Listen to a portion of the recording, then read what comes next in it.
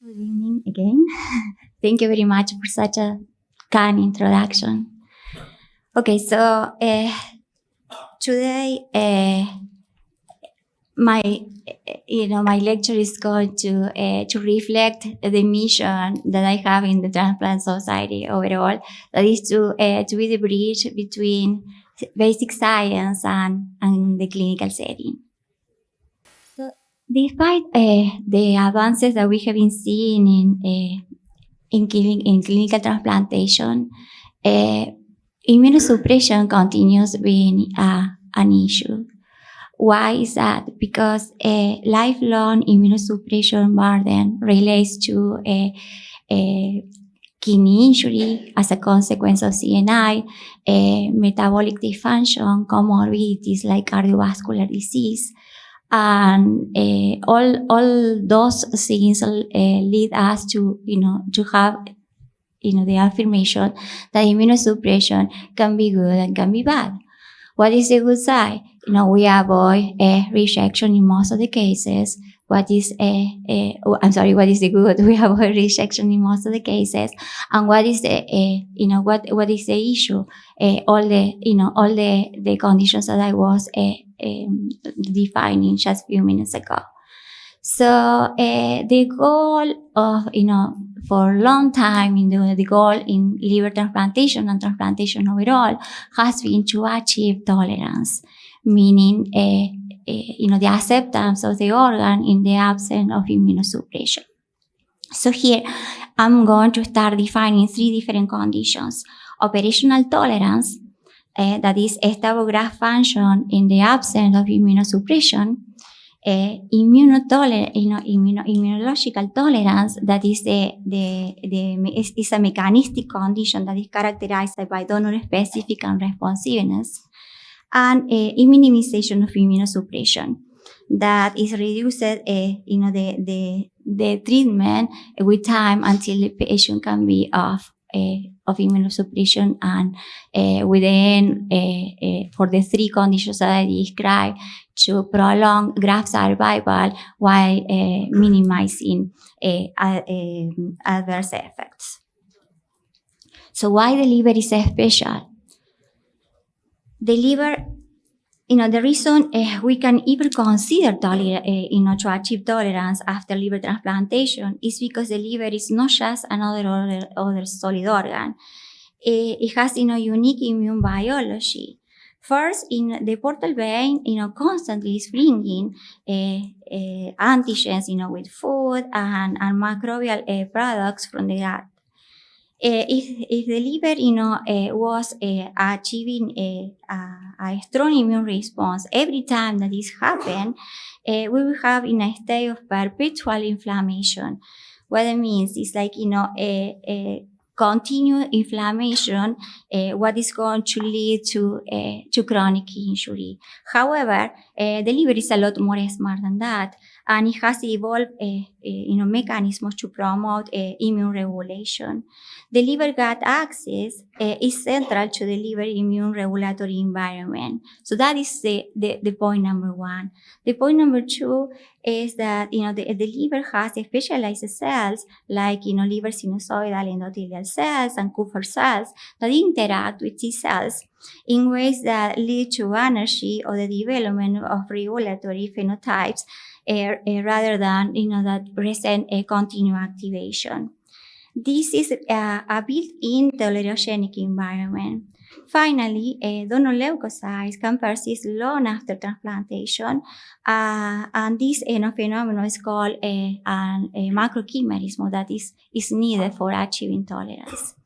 So altogether, these features create what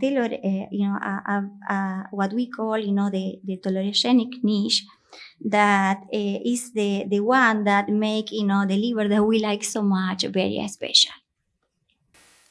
When we step back and look at the evidence across, adult and pediatric liver transplantation, the picture is fairly consistent. In adults, leg withdrawal can lead to operational tolerance about 20-30% of the patients, but these patients are very carefully selected. Failures are usually, related to mild or, mild damage, and most of the time is reversible. But the more practical strategy has been immunosuppression, minimization, using CNI, sparing or mTOR-based regimens, which can safely reduce toxicity and protect renal and metabolic health in the majority of the patients. However, if we refer to children, the results are more optimistic. With they can achieve a full withdrawal, general between 35 and 60% of the cases, especially in living donor recipients and those who are many years post-transplant. Still, both adults and children face risk. Subclinical inflammation, new DCA, and silent fibrosis cannot cure, underscoring the need for protocol biopsies, what means also, a close monitoring of the patients. Finally, recent biomarker guide trials have shown, only modest success. All the initial enthusiasm that we have, with biomarkers, especially, I'm pretty sure that you all are familiar with the FIND gene signature, was not able to validate, in new clinical trials. All this led to the clear conclusion that tolerance is possible, however, is a rare, event, and moreover, it's very difficult, to identify those patients where we can safely induce winning immunosuppression. So overall, we need to have better biomarkers to allow the physicians to safely decrease immunosuppression in the liver transplant recipients. So where and how the field is moving forward? So when we think about predicting tolerance, several layers of evidence help guide us. So in the clinical side, patients who are many years out from transplant, generally, 3, 4, or even, more than that, with no autoimmune or non-viral indications, with a stable liver test, and no history of recent rejection, are the strongest candidates. As you can see, it's like, the criteria are multiple and very, and very specific. On the histology side, the biopsy remains essential. The absence of portal inflammation and significant fibrosis is critical and a requirement before even considering withdrawal. From an immune standpoint, the presence of low of absent DCA is reassuring. Donor-reactive T cells and B cell with a low level of responsiveness are usually associated with successful withdrawal. Finally, in terms of biomarker trials, as I mentioned before, almost all the biomarkers that has been discovered, especially with the new omics approaches, are have been very exciting in the discovery set, but they were not able to validate successfully in the training set. One means that the future likely lies in no single biomarkers, but composite set of markers. And these composite sets are going to include, the new multi-omic approaches that are going to be, in fact, need to present in a combined composite score with clinical markers, histological markers, and immune metrics for decision making at the moment of winning immunosuppression. So while we do have useful predictors, none of them is perfect. Which is why close monitoring remains critical for these patients. I know this slide is busy, But the only meaning for showing this is that, a group of experts, we got together, 2 years ago, 3 years ago, and for creating guidelines about biomarkers in liver transplantation. And, you can see in the different 4 boxes where were the main questions.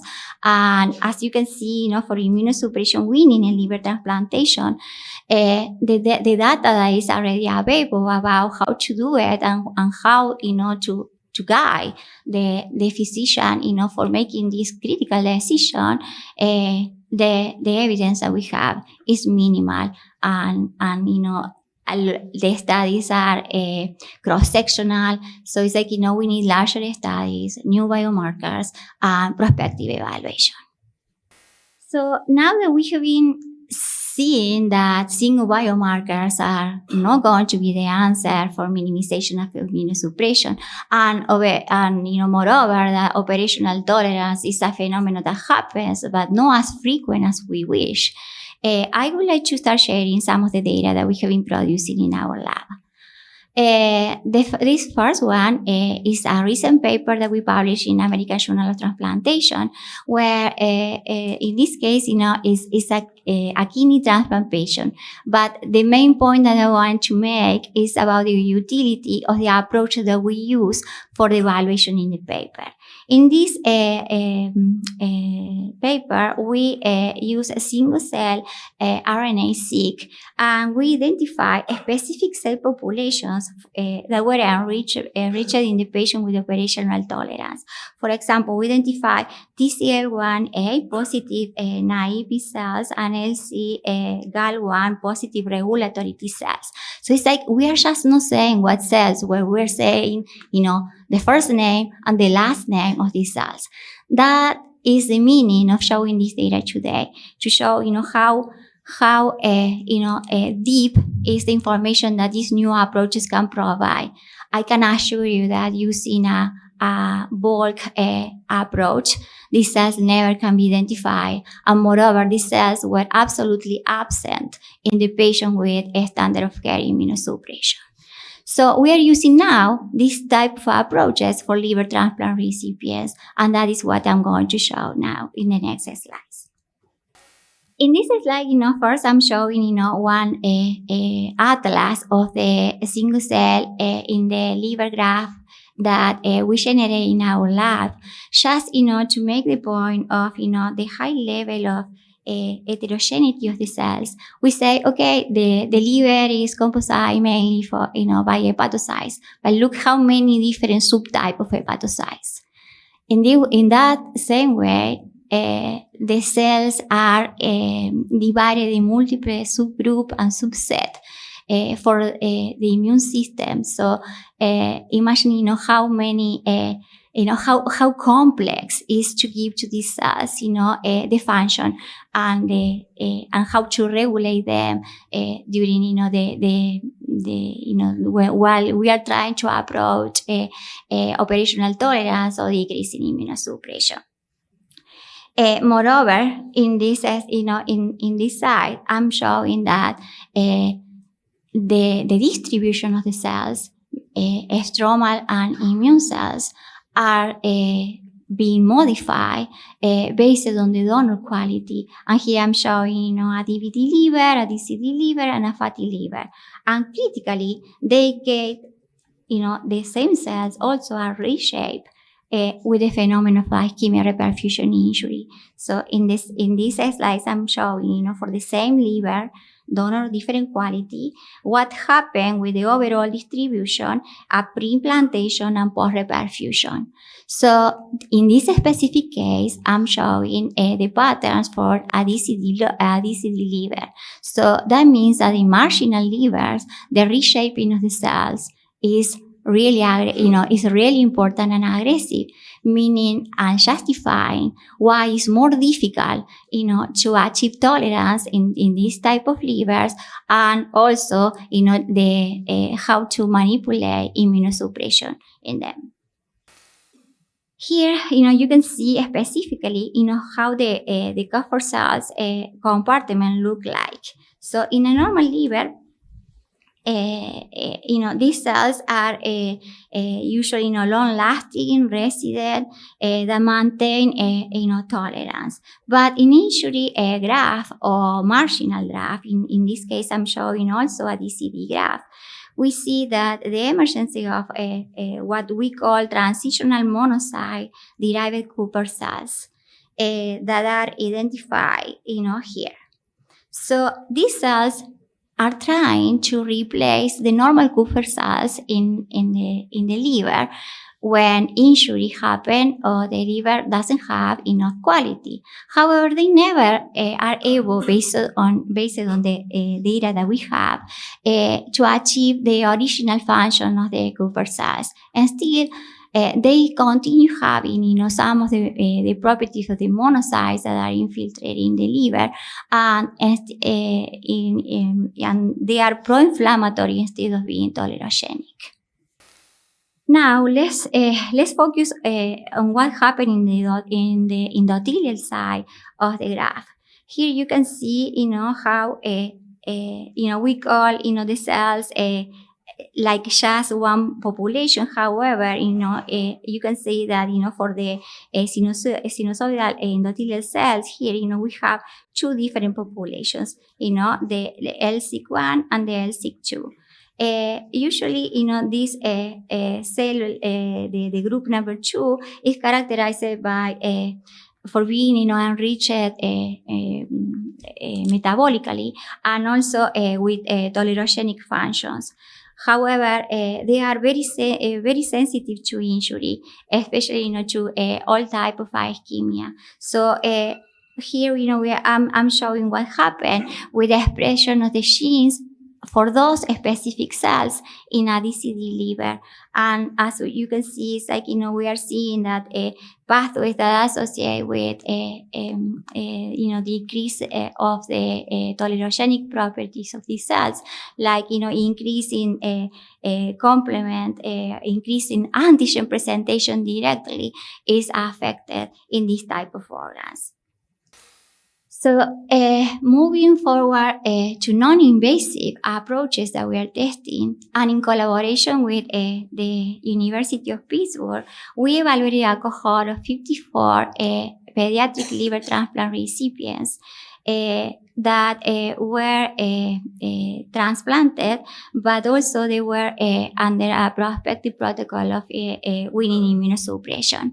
So what we did is we used, the plasma samples, and we isolate the extra EVs, the extracellular macrovesicles, and from those extra macrovesicles, we isolate, the RNA, it was, all the genetic material. But moreover, as you can see here, we wanted to know exactly from where those microRNAs and RNA overall were coming from, with what type of cells. So we were able to run for those EV flow cytometry and identify that mainly those EV were coming from epithelial and immune cells. So after doing RNA-seq, we were able to identify 3 absolutely different patterns between the patients that were having a standard immunosuppression, winning immunosuppression, operational tolerance. This indicates that using these signatures, we can have a liquid biopsy and discriminate the conditions. Moreover, maybe we can predict those patients that are eligible for winning immunosuppression in advance. If you remember, when I was talking about why we like so much the liver, I was referring to the gut-liver axis. So we decided to identify in the same group of patients how the microbiome, cell-free microbiome, was looking like. So we ran also RNA-seq, and we validated using 16 DNA-seq. As you can see, in the graphic, the patients that were achieving tolerance, they were having a specific microbiome in peripheral plasma that differentiate 100% from the other two conditions. Moreover, when we evaluate the taxa, meaning what was the family of microbiome affected, we identified that there was a decrease in the disulfo family that is very well known as a pro-inflammatory microbiome component, indicating that the patients that were achieving operational tolerance were characterized by a specific microbiome ecosystem that can even predict who are the patients that are going to be able to achieve operational tolerance, or they are going to benefit from minimization of immunosuppression. So, moreover, emerging data is showing that those biomarkers that are cell and organ type specific, the ones we were thinking about them just, as part of discovery studies, now they are moving to the clinical setting. So currently, we are seeing the first evidence of the ability of biomarker to detect cell type specific level of injury, and those are the ones that are going to allow the physician to identify those patients that can be undergo to withdraw immunosuppression protocol without the risk of being exposed to multiple episodes of acute rejection. So basic research has transformed our understanding of transplant immunology from mechanism of tolerance to pathway of rejection. We now recognize specific immune and stromal populations, driving either injury or adaptation. Translational advances like ex vivo cytokine modulation, machine perfusion, and reset certification tools are making personalization a reality. Molecular data from single-cell RNA-seq and cytokine profiling are already influencing patient selection, organ preservation, and therapy decisions. So in this slide, I'm trying to show, what is the ideal framework that we need to use for moving forward and beyond, the one-size-fits-all immunosuppression that we are continually, that we are currently using. It begins, with biological profiling. So using genomic markers and immune status to define patient-specific risk. That information flows into risk scoring, where validated, where we can use, risk calculators for stratification of the patients. Next, is the therapeutic adjustment. Is with this type of approach, we can say identify, what is the best treatment, but also what is the best dose, and identify who are the patients that are at higher risk of rejection, are more prone to, operational tolerance. This really means, personalization of immunosuppression. So the key point is that tolerance and minimization are not single interventions, but are part of a stepwise integrated clinical strategy to balance efficacy versus toxicity. This timeline shows how the field has evolved with time, from empirical strategies like calcineurin inhibitors and histological scoring toward molecular diagnostics such as cell-free DNA, immune cell profiling, and multi-omic integration.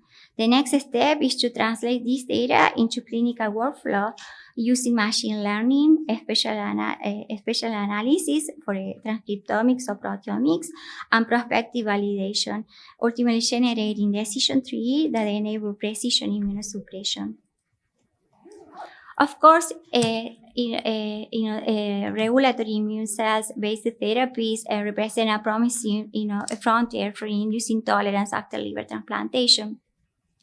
Approaches, including like infusion of CD4 Tregs or engineered CAR Tregs to suppress effector T cells, also, tolerogenic dendritic cells to promote immune regulation, or the use of mesenchymal stromal cells and B regulatory cells to secrete IL-10 and decrease inflammation, or even the use of hematopoietic stem cells to establish mixed chimerism are very promising approaches.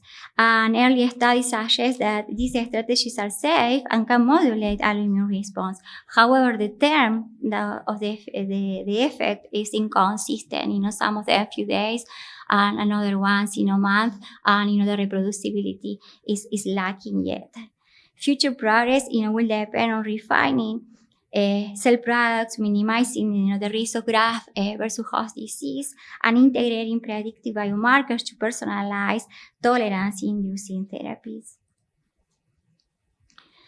So concluding, and I hope I was able, to convince all of you, even when I'm, as an immunologist, I wish, operational tolerance, is the final condition, but I believe that, we are closer to induced tolerance by using winning, protocols of immunosuppression.